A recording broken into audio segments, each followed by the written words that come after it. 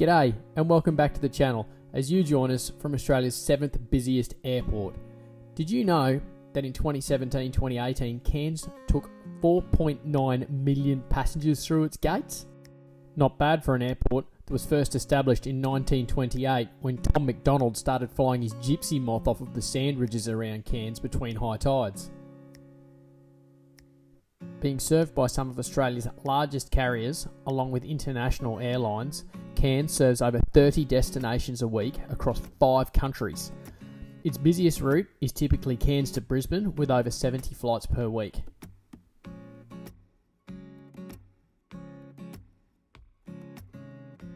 Whilst we are only in the domestic terminal today, Cairns does have a separate international terminal. Whilst on the western side of its 3,156 metre or 10,354 feet runway, you'll find general aviation and maintenance facilities. Whilst we were here early and there was plenty of seating available, it can get quite busy. If you're looking for something to eat or drink, you've got plenty of choices. There are 2 bars, plenty of cafes, some fast food, and a few healthy options if that's what you're into. And of course, it's early morning, there are plenty of coffee options. And if you've forgotten that all-important souvenir, or God forbid, the present for the kids, there's a couple of places you can grab something from as well.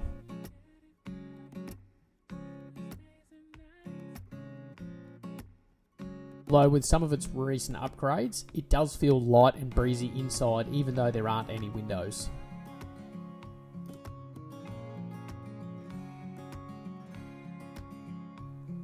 Upstairs towards the lounges, you'll find the Aviation Pioneers display.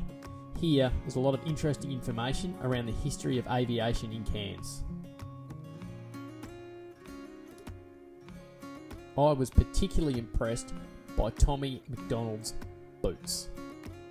How long would it have taken to do those laces up?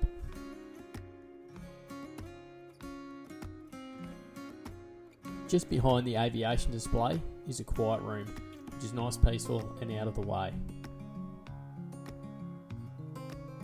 If you're looking for a lounge, Cairns only has a Qantas lounge. Unfortunately, Virgin Australia closed their lounge at the start of the pandemic and are not looking at reopening it at this stage.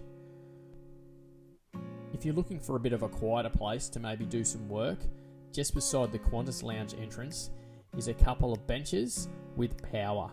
Now, not a lot of people know that they're there, but don't tell anyone, because if I don't have Qantas Club access, that's my hidey hole. Now, if Cairns Airport has one quirk, it's how far away the aero bridges are from the gate.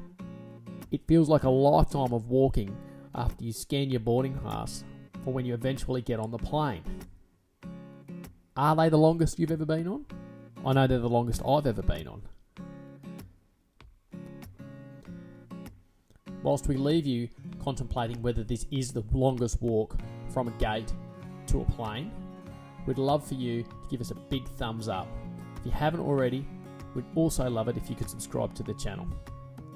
If you've got any questions or comments, you know where to put them down there. And thanks again for joining us.